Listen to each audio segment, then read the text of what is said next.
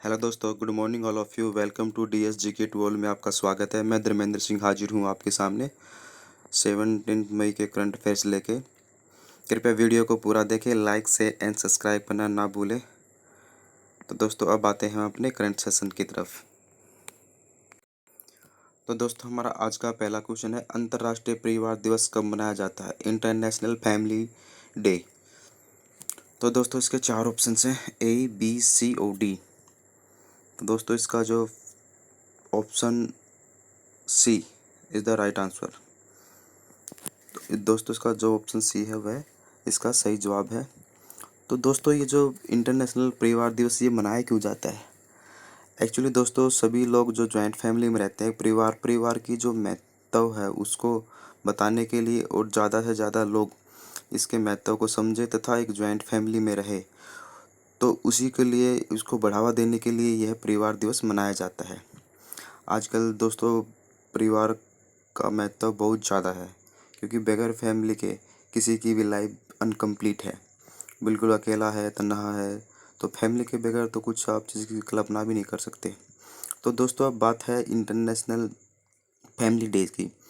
तो दोस्तों ये स्टार्टिंग कब हुआ था? ये 1993 में स्टार्टिंग हुई थी। और दोस्तों इसको मनाता कौन है? ये हुई थी UNGA। तो दोस्तों UNG क्या है? ये एक यूनाइटेड नेशन का ही एक पार्ट बॉडी है। इसकी जो फुल फॉर्म बनती है वो दोस्तों यूनाइटेड नेशन जनरल असेंबली द्वारा मनाया जाता है। और जो इसकी UNGA की जो फॉर्मेशन हुआ था दोस्तों वो था 1945 को, और जिसका हेड क्वार्टर वो है न्यूयॉर्क में। और जो इसके महानिदेशक है वो है तजामी मोहम्मद बंदे, और ये कहाँ के हैं? ये नाइजीरिया के हैं। तो दोस्तों अब आते हैं हम अपने अपने क्वेश्चन नंबर 2 पे। हाल ही में WTO के प्रमुख ने इस्तीफा दे दिया, इनका नाम क्या था? तो दोस्तों WTO का तो आपको जो आई थिंक होप आपको पता होगा, वर्ल्ड ट्रेड ऑर्गेनाइजेशन, विश्व व्यापार संगठन। जैसे हमारा WHO है वैसे ही WTO है। ऑल ओवर वर्ल्ड में जितने भी जो ट्रेड है उससे रिलेटेड जो भी काम होता है तो वो इंटरनेशनल ट्रेड में वर्ल्ड WTO ही सबसे मेन भूमिका होती है। तो दोस्तों जो इसका राइट आंसर है वो है ऑप्शन ए, रोबर्टो एजुवेदो। तो दोस्तों अभी कुछ टाइम पहले इन्हें ये थे, अब इन्होंने इस्तीफा दे दिया है। और ये 2013 में बने थे। जब इनका स्टार्टिंग हुई तो 2013 में इन्होंने अपना कार्यकाल स्टार्ट किया था। अब दोस्तों बात है WTO की, वर्ल्ड ट्रेड ऑर्गेनाइजेशन की। तो इसका जो फॉर्मेशन हुआ था वो था 1995 में, जो इसका हेड क्वार्टर वो है जिनेवा स्विट्जरलैंड में। और दोस्तों WTO की जो टोटल मेंबर कंट्रीज हैं वो है 164। और अभी जो अब दोस्तों इसमें मैंने ऑप्शन बी दिया हुआ है, एंटिनो गुटेरस। जो एंटिनो गुटेरस वो UN के हेड ऑफ द डिपार्टमेंट है, मतलब वहाँ के जो प्रेसिडेंट ने, डायरेक्टर जनरल जो भी है हेड ऑफ द डिपार्टमेंट वो है UN ने, यूनाइटेड नेशन के। और एक और दिया है दोस्तों ऑप्शन सी, टेड्रोस एडानो। और ये किसके हैं? ये WHO का, वर्ल्ड हेल्थ ऑर्गेनाइजेशन के ये हेड हैं। अब दोस्तों आते हैं अपने क्वेश्चन नंबर 3 पे। हाल ही में किस राज्य ने मेथिस स्मृति योजना की शुरुआत की है? तो दोस्तों अभी जो मेथिस स्मृति योजना की शुरुआत की है वो किसने की है? वो एक्चुअली की है पश्चिमी बंगाल ने। तो दोस्तों इसका राइट आंसर है ऑप्शन ए। पश्चिम बंगाल सरकार ने हाल ही में मेथिस स्मृति योजना की शुरुआत की है। दोस्तों ये योजना है क्या?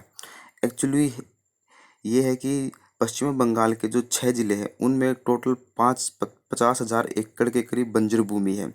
तो उसको दोबारा से कृषि योग्य बनाने के लिए लोगों को प्रोत्साहित किया जा रहा है, ताकि वो पशुपालन, मछली पालन तथा बागवानी आदि काम धंधों से उसको जोड़ के जो भूमि है उसको यूज किया जा सके, और जो उनको अभी कोरोना वायरस के चलते जो घाटा हो रहा है उसकी भरपाई कर सके। तो इसलिए इन्होंने, पश्चिम बंगाल सरकार ने ये योजना चालू की है। अभी दोस्तों कुछ टाइम पहले पश्चिम बंगाल योजना ने एक एग्जिट ऐप भी लॉन्च किया था। उसमें क्या था कि जो भी अदर स्टेट के जो भी प्रवासी मजदूर हैं वो अपनी स्टेट जाना चाहते हैं तो वो इस ऐप्स के थ्रू पहले रजिस्ट्रेशन कराए थे। रजिस्ट्रेशन कराने के बाद जब उनका नंबर आता है तब उनको वो अदर स्टेट में भेजते थे। तो एग्जिट ऐप भी कुछ टाइम पहले ही पश्चिम बंगाल ने लॉन्च किया था। अब दोस्तों बात है पश्चिम बंगाल की। तो पश्चिम बंगाल की कैपिटल है कोलकाता। और दोस्तों जो कोलकाता है वो कौन सी नदी के किनारे बसा हुआ है, वो हुगली नदी के किनारे बसा हुआ है। और जो है कि चीफ मिनिस्टर वो है ममता बनर्जी। और जो है कि गवर्नर वो है जगदीप धनखड़। यहाँ की लोकसभा सीटें हैं 42, राज्यसभा सीटें हैं 16 और विधानसभा सीटें हैं 295। अभी सुंदरवन बुक्सा नेस यहाँ का जो सुंदरवन है, सुंदरवन पार्क, वो बहुत फेमस है। और भी किस लिए था, अभी दोस्तों कुछ टाइम पहले ही, अगर आप किसी करंट से रिलेट करें तो कुछ टाइम पहले ही एक क्वेश्चन आया था। अभी जो लास्ट टू लास्ट मैंने जो शायद क्लास ली थी उसमें मैंने आपको बताया था कि सुंदरवन में पहले बाघों की संख्या 88 थी और अब बाघों की संख्या बढ़ के कितनी हो गई है, 96 सुंदरवन बाघ था। और यहाँ पे एक बुक्सा नेशनल पार्क भी बहुत ही फेमस पार्क है। और एक जल्दापारा और महानंदा वाइल्ड लाइफ सेंचुरी भी है जो बहुत ही फेमस है। और दोस्तों जो ये सुंदरवन है, इसका नाम सुंदरवन क्यों पड़ा है, क्योंकि वहाँ सुंदरी नामक वृक्ष पाए जाते हैं, इसलिए इसका नाम सुंदरवन पड़ा है। तो दोस्तों अब आते हैं हम अपने क्वेश्चन नंबर 4 पे। हाल ही में किस संगठन ने world economic situation and product report जारी की है? तो दोस्तों जो इसका राइट आंसर है, आपके पास 4 ऑप्शंस है, ए बी सी और डी। तो दोस्तों इसका जो राइट आंसर है वो है ए, यूएन, यूनाइटेड नेशन द्वारा यह रिपोर्ट जारी की है। इसमें सभी देशों की जो जीडीपी है उसके बारे में बताया गया है कि ऑल ओवर वर्ल्ड में कितने देश की क्या जीडीपी है, क्या उसकी जीडीपी इन फ्यूचर में रहेगी और प्रेजेंटली क्या है। तो दोस्तों अभी जो उन्होंने जो बताई है जीडीपी, तो अब इंडिया की जो जीडीपी बताई है वो 1.2% के करीब बताई है और 2021 में 5.5 रह सकती है, इस ये इनकी संभावना है। और अगर हम ऑल ओवर वर्ल्ड की जीडीपी की बात करें तो 3.2% के करीब इन्होंने अनाउंस किया है। अब बात है यूएन की, तो ये है यूनाइटेड नेशन। तो दोस्तों यूनाइटेड नेशन का तो आपको पता है, यूएन ने कहा इसका हेडक्वार्टर यूएन ने का क्या है, इसके जो हेड है वो है एंटोनियो गुटेरस, यूनाइटेड नेशंस का। और इसकी स्थापना 1948 में, हाँ 1948 में इसकी फॉर्मेशन हुआ था और जो इसका हेडक्वार्टर वो है न्यूयॉर्क। अब दोस्तों आते हैं अपने, अब देखो जो दोस्तों ये है डब्ल्यूटीओ, डब्ल्यूएचओ और आईएमएफ। डब्ल्यूटीओ का मतलब world trade organisation, WHO world health organisation और आईएमएफ का मीनिंग बनता है इंटरनेशनल मॉनेटरी फंड। अब दोस्तों आते हैं अपने क्वेश्चन नंबर 5 पे। हाल ही में G20 सदस्य देशों के विदेश मंत्रियों की वर्चुअल कॉन्फ्रेंस में भारत की तरफ से किसने भाग लिया? तो दोस्तों इसका राइट आंसर बहुत ही सिंपल है, अगर आपने क्वेश्चन अच्छे से पढ़ा है तो आपको इसका उत्तर भी उसी में मिल गया होगा। तो दोस्तों अगर इसका जो राइट ऑप्शन है वो है ऑप्शन ए। तो इसका ऑप्शन ए है दोस्तों, वो है एस जयशंकर। अब दोस्तों बात इसमें, जैसे हमने क्वेश्चन में बताया विदेश मंत्री हो, तो ऑब्वियसली बात इसमें विदेश मंत्री जाएंगे, जो हमारे विदेश मंत्री इंडिया के वो है एस जयशंकर। और ये वर्चुअल कॉन्फ्रेंस हुई क्या, क्या मतलब है दोस्तों? वर्चुअल कॉन्फ्रेंस का मतलब ये है दोस्तों, वो इंडिविजुअली ना जाके वीडियो कॉन्फ्रेंसिंग के थ्रू सारे एक साथ मिलके कॉन्फ्रेंस करते। और ये कॉन्फ्रेंस किसको लेके हुई थी? अभी कोरोना महामारी से निपटने के लिए क्या क्या वो तरीके कर सकते हैं, क्या क्या वो प्लान बना रहे हैं, और कोई दवाई कौन सा कंट्री डेवलप कर रहा है, क्या वैक्सीन बना रहे हैं, उस चीज़ को लेके ये डिस्कशन के लिए ये बैठक हुई थी, कॉन्फ्रेंस हुई थी। अब दोस्तों जो हमारा बी ऑप्शन अमित शाह, वो तो आपको पता ही है, हमारे होम मिनिस्टर हैं। और सी निर्मला सीतारमण, और ये हमारी है फाइनेंस मिनिस्टर। और जी राजनाथ हैं डी, और ये हमारे हैं रक्षा मंत्री। अभी अगर हम करंट से रिलेट करें तो अभी निर्मला सीतारमण ने अभी जो 20 लाख करोड़ का आर्थिक राहत पैकेज दिया था, उसकी अनाउंसमेंट अभी किया था इन्होंने। अब दोस्तों आते हैं अपने क्वेश्चन नंबर 6 में। हाल ही में भारतीय रेलवे ने यात्रियों के लिए कौन सा मोबाइल ऐप रखना अनिवार्य कर दिया? तो जो भी जो इंडियन रेलवे है, अगर इंडियन रेलवे में कोई भी आदमी जाता है, कहीं भी सफ़र करता है, तो उसके लिए एक ऐप्स मोबाइल में, अगर उसके पास किसी कस्टमर के पास मोबाइल है या पैसेंजर के पास मोबाइल है, तो उस मोबाइल के अंदर ये ऐप्स होनी चाहिए। और इस ऐप्स का नाम क्या है? आरोग्य सेतु ऐप्स। दोस्तों अब ये इंडियन गवर्नमेंट के थ्रू ये ऐप्स बनाई गई है, ये किसी प्राइवेट संस्था की ऐप्स नहीं है। अब और दोस्तों आरोग्य सेतु के नाम एक रिकॉर्ड भी है कि ये सबसे ज़्यादा एक दिन के अंदर डाउनलोड होने वाली ऐप्स भी है। अब दोस्तों ये आरोग्य सेतु। अब बात है इंडियन रेलवे की। तो दोस्तों अब जो हमारे इंडियन मिनिस्टर जो रेलवे मिनिस्टर है वो है, आपको आई होप पता ही होगा। कृपया करके कमेंट बॉक्स में ये बताएं। तो दोस्तों अब है इसमें मैंने जो दो ऑप्शन और दिए, सारथी और रेल मदद।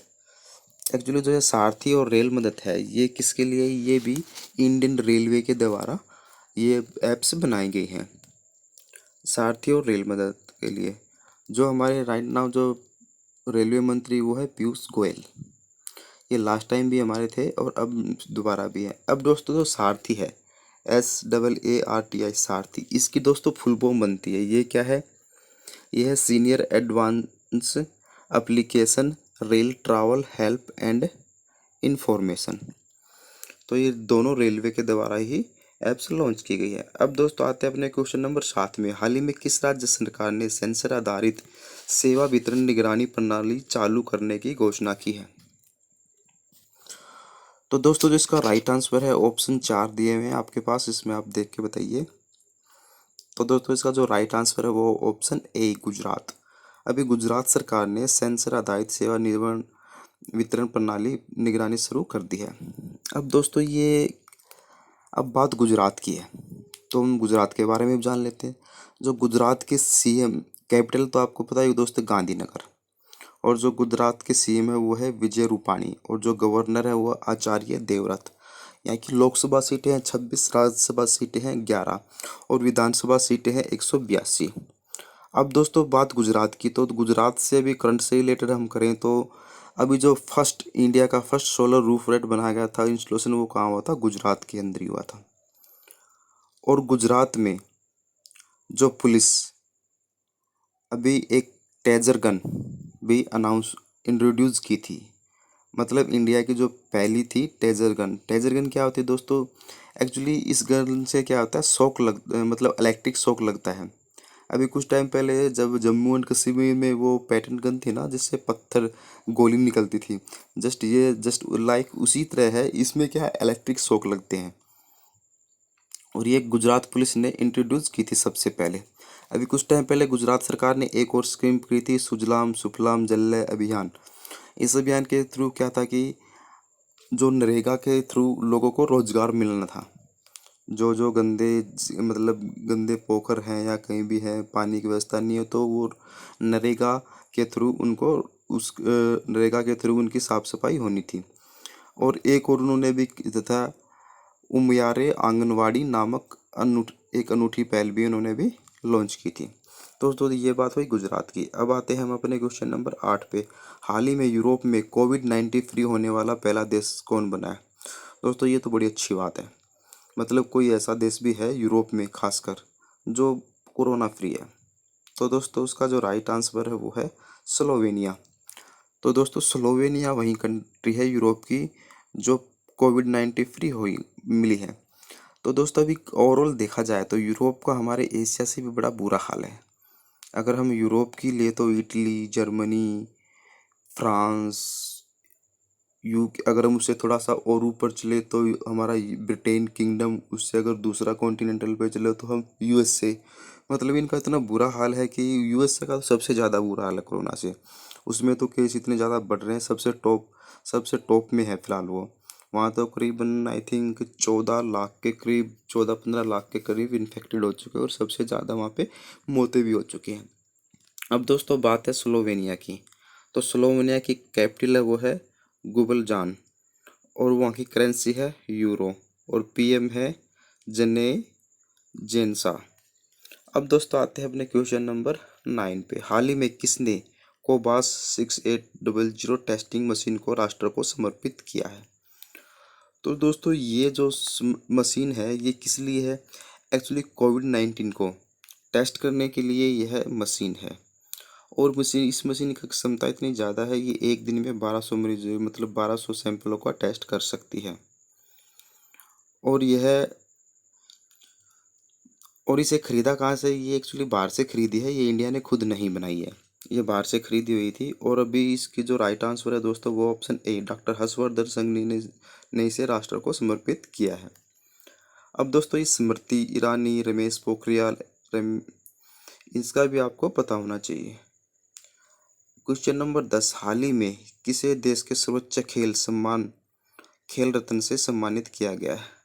अंजुम, मोगदिल, अभिनव बिंद्रा, राजवर्धन सिंह राठौर और कोई नहीं। तो दोस्तों इसका जो राइट आंसर है वो है ऑप्शन ए, अंजुम मोगदिल। तो दोस्तों ये क्या है, ये national rifle association of India द्वारा यह इसको दिया गया है। और ये किससे संबंधित है? ये शूटिंग से संबंधित है। और जो अभिनव बिंद्रा है वो भी हमारे शूटिंग से, और राजवर्धन सिंह राठौर है ये भी हमारे शूटिंग से रिलेटेड है, सारे के सारे जो प्लेयर हैं। दोस्तों अब आते हैं अपने क्वेश्चन नंबर 11 पे। अभी हाल ही में जो G20 virtual trade and investment ministerial बैठक की अध्यक्षता किसने की थी? अभी दोस्तों जो अभी बैठक हुई थी जिसमें एस जयशंकर प्रसाद ने इंडिया की तरफ से पार्टिसिपेट किया था, तो इसकी अध्यक्षता किसने की थी? तो दोस्तों इसकी जो अभी अध्यक्षता थी वो की थी सऊदी अरब ने। अब दोस्तों बात एक्चुअली अभी जितनी भी G20 या G7 के मोस्टली जो समिट हुए हैं राइट नाउ, उसकी सबकी अध्यक्षता सऊदी अरब ने की थी। अब दोस्तों बात है सऊदी अरब की। तो बात सऊदी अरब की जो कैपिटल वो है रियाद, और जो करेंसी है वो है सऊदी अरबियन रियाल। और यहाँ के जो किंग है वो है बिन लादेन। अ, जो यहाँ के किंग है वो है मोहम्मद बिन अल- हाँ, मोहम्मद बिन लादेन करके है। और जो अभी दोस्तों बात सऊदी अरब की है, तो सऊदी अरब से करंट से अभी मैंने आपको last to last I think एक वीक पहले ही आपको सऊदी अरब के बारे में दो फैक्ट बताए थे। एक्चुअली अभी सऊदी अरब ने दो फॉर्मेशन किए थे न्यू। वो क्या फॉर्मेशन किया था दोस्तों? एक्चुअली वो फॉर्मेशन थे कि अभी कुछ टाइम पहले सऊदी अरब में एक प्रथा थी कि कोड़े मारने की सज़ा। तो कुछ टाइम पहले ही कोड़े मारने की सज़ा को इलीगल कर दिया था, मतलब उसको बैन कर दिया था। अब उस तरह की वहाँ पे कोई भी सज़ा नहीं होती थी।